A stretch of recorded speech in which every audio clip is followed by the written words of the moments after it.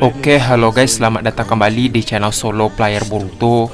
Ini adalah lanjutan dari episode spesial part ke-7. Di episode spesial part ke-7 sebelumnya itu, Kawaki dan Inojin akhirnya selamat karena ditolong oleh Ryugai. Di planet Azarin, Boruto juga menyelamatkan Otsutsuki kalangan bawah yang bernama Muren dari prajurit Otsutsuki. Singkat cerita, Boruto pun mendapatkan informasi dari Muren bahwa Sarada telah dibawa untuk menjadi pendamping kerajaan di planet tersebut.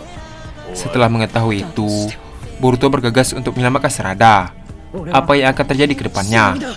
Nah, sebelum kita mulai pembahasannya, mari kita putar dulu intronya. Shinobi no jidai wa owaru.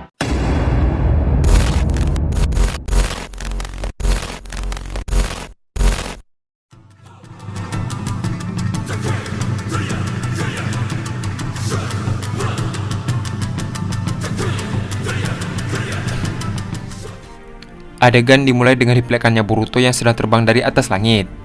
Terlihat, Boruto terbang dengan kecepatan tinggi. Sambil memasang muka yang serius, Boruto berkata, "Aku tidak akan membiarkan Sarada menjadi pendamping kerajaan itu." Adegan pun beralih ke planet yang sekarang ditinggali oleh Kawaki dan Inojin. Terlihat, desa yang ditinggali Ryugai dihiasi dengan reruntuhan rumah. Sekarang, hanya suara angin dan getaran tanah yang tersisa. Di sisi lain, Ryugai pun berdiri di halaman rumahnya sambil melihat ke atas langit. Ryugai berkata, "Tempat ini dulunya penuh tawa dan harapan. Sekarang hanya tersisa debu dan kenangan." Tak lama setelah Ryugai mengatakan hal tersebut, tiba-tiba ada suara ledakan yang mengantarkan tanah. Terlihat, debu berterbangan dan prajurit Otsutsuki datang dari arah barat. Ryugai melihat itu pun terkejut dan berkata, "Apa yang mereka inginkan lagi? Tidak mungkin. Kawaki, Inojin, kalian larilah sejauh mungkin. Aku akan mencoba mengalihkan perhatian mereka." Setelah mengatakan hal tersebut, Ryugai pun mulai berlari ke arah prajurit tersebut untuk memancing perhatian. Namun, hanya beberapa langkah, Inojin langsung menantang Ryugai sambil berkata, "Apa kau bodoh? Mana mungkin kami akan lari dan meninggalkanmu?" Ryugai dengan wajah panik membalas, "Mereka itu adalah prajurit Otsutsuki dengan kekuatan yang sangat dahsyat. Kalian tidak akan bisa melawannya." Mendengar perkataan Ryugai, Kawaki pun mulai berjalan ke arahnya dan langsung menggeser Ryugai dari hadapannya. Melihat Kawaki yang pergi, Ryugai berkata, "Kau mau pergi kemana?" Setelah Ryugai mengatakan hal tersebut, Kawaki tampak mengaktifkan karma dan muncul tanduk di kepalanya. Melihat tanduk tersebut, Ryugai pun terkejut dan berkata, "Tanduk itu, kau seorang Otsutsuki?" Di sisi lain, Inojin berkata pada Ryugai, meskipun dia tampak kasar dan tidak peduli, percayalah, sebenarnya dia sangat peduli. Setelah mengatakan hal tersebut, Inojin pun menghampiri Kawaki dan bersiap menghadapi prajurit Otsutsuki tersebut. Adegan pun beralih ke prajurit Otsutsuki. Salah satu prajurit itu berkata, "Kenapa kita ke desa ini lagi? Bukannya desa ini sudah tidak ada apa-apa?" Otsutsuki yang lain membalas, "Menurut Yang Mulia, desa ini masih ada tersisa beberapa orang. Kita tidak bisa membiarkan mereka hidup." Tak lama setelah mengatakan hal tersebut, tiba-tiba ada ledakan dari arah depan mereka. Terlihat, ledakan tersebut membentuk cahaya merah berbentuk spiral. Tak hanya itu, Kawaki muncul dari ledakan tersebut. Kawaki berkata, "Jadi ini kerjaan kalian? Menghancurkan hidup orang lain cuma karena kasta." Melihat tanduk yang ada pada Kawaki, salah satu prajurit berkata, "Kau seorang Otsutsuki?" Di satu sisi dari arah belakang, muncul naga tinta besar dan mulai terbang. Terlihat, Inojin pun naik di atasnya. Inojin berkata, "Kita tidak bisa membiarkan tempat ini hancur lagi." Melihat hal itu, dua prajurit pun melesat dengan cepat ke arah Kawaki. Sambil berlari, mereka menciptakan medan anti-gravitasi yang memutar batu dan pasir di sekitarnya. Prajurit itu berkata, "Makhluk rendah sepertimu tak pantas ada di sini." Di sisi lain, Kawaki langsung melompat dan menghantam tanah dengan karma, menciptakan semburan energi hitam yang menjatuhkan satu prajurit. Di saat yang bersamaan, Inojin membuat ribuan senjata tinta berjatuhan dari atas langit. Inojin berkata, "Kawaki, 3 diki di bawah." Mendengar hal itu, Kawaki memutar tubuhnya dan menangkis serangan Otsutsuki dengan tongkat besi miliknya. Ketika Kawaki menangkis serangan itu, tiba-tiba muncul banyak Otsutsuki yang mengepung Kawaki. Ketika Kawaki hendak diserang, Kawaki langsung mengecilkan tubuhnya. Melihat hal tersebut, semua Otsutsuki itu pun heran dan berkata, "Dia menghilang." Tiba-tiba, semua Otsutsuki itu terkena batangan besi milik Kawaki. Terlihat, tubuh mereka pun dipenuhi batangan besi dan langsung tumbang di saat itu juga. Di sisi lain, Ryugai melihat itu dari kejauhan pun tampak senang dan menangis bahagia. Ryugai berkata, "Kalian semua, terima kasih atas bantuannya." Adegan pun beralih ke dimensi lain yang belum diketahui. Dengan langit berwarna ungu dan tanah kristal, Himawari dan Skada berdiri di tengah tempat asing. Himawari berkata, "Rasanya tempat ini seperti menekan pikiranku, seperti ada suara-suara aneh." Skada membalas, "Diam sebentar, coba dengarkan." Tak lama setelah itu, terdengar bisikan lirih dari sebuah bola transparan yang menyala perlahan. Di dalamnya tampak bayang manusia yang tersiksa. Melihat hal tersebut, Himawari berkata, "Apa ini? Mereka semua?" Skada membalas, "Mungkin itu nasib kita kalau tetap di sini terlalu lama." Tak lama setelah itu, tiba-tiba bola itu pun memancarkan cahaya. Di saat yang bersamaan, tanah yang dipijaki oleh mereka juga retak. Himawari berkata, "Sepertinya kita harus pergi dari sini dan menemukan jalan keluar." Adegan pun beralih ke gerbang utama kerajaan Azarin. Terlihat ada 2 penjaga berjubah yang menjaga gerbang tersebut. Tiba-tiba ada cahaya biru petir yang menyambar langit. Sosok itu pun muncul dari arah kabut. Ternyata itu adalah Boruto. Dengan wajah yang datar dan dingin serta mata jauhan yang bersinar, Boruto pun berjalan tanpa berkata sepatah kata pun. Melihat hal itu, penjaga Otsutsuki itu berkata, "Tunggu, siapa kau? Ini area ritual kerajaan." Namun, tampaknya Boruto tidak merespon pertanyaan itu dan terus berjalan. Di sisi lain, penjaga yang satu lagi berkata, "Hentikan, sebutkan identitasmu." Mendengar hal itu, Boruto pun berhenti dan menatap mereka dengan tajam. Di saat yang bersamaan juga, angin mendadak berhenti dan suasana pun menjadi sunyi. Boruto berkata, "Aku tidak perlu menyebutkan namaku untuk menghancurkan tempat ini." Mendengar hal itu, kedua penjaga itu mulai menyerang Boruto secara bersama. Yang satu melakukan jurus pengunci waktu, dan yang lain menembakkan gelombang tekanan gravitasi.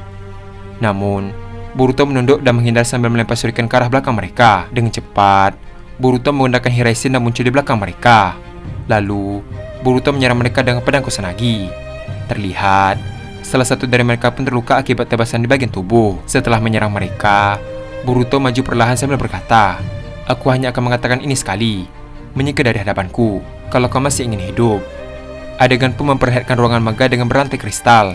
Di tengah ruangan, ada sebuah simbol kuno Otsutsuki bercahaya ungu. Di atas singgasana juga, duduk seorang pria berambut perak kebiruan dan mata bintang spiral.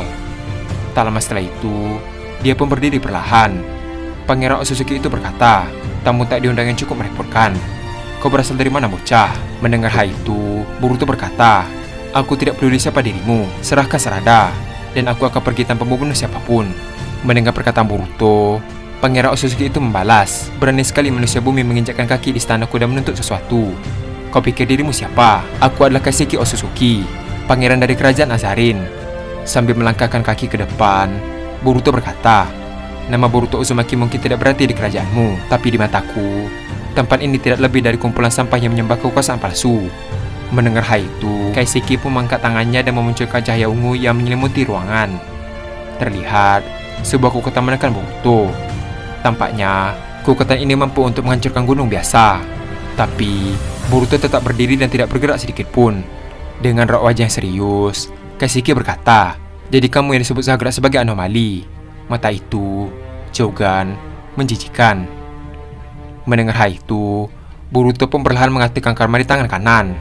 Boruto berkata, "Aku bukan anomali. Aku adalah akhir dari sistem busuk kalian." Melihat segel karma yang ada pada Boruto, Kaiseki berkata, "Segel karma ya? Aku mengerti. Otsutsuki Momoshiki akhirnya memilihmu menjadi wadah ya? Sungguh menarik. Pangeran dari kerajaan lawanku akhirnya datang ke sini, tapi sepertinya dia ditahan oleh sesuatu." Terlihat, aura dari keduanya mulai membentur hingga membuat lantai di sekitar mereka pun retak. Kaiseki berkata, "Lupakan itu.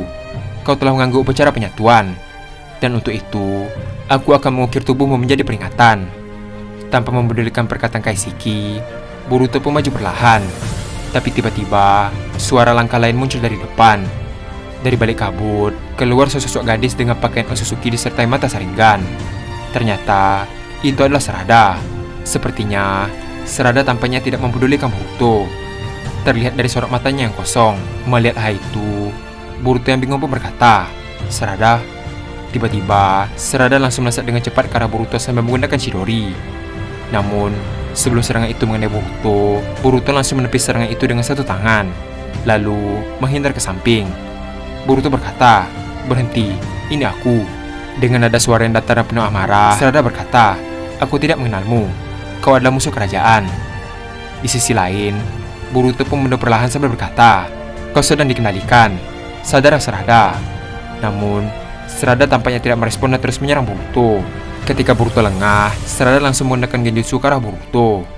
Terlihat, dunia di sekeliling Boruto pun berubah menjadi merah. Di sana, Boruto melihat Sarada tersenyum bahagia dengan Kaiseki yang berdiri di belakangnya.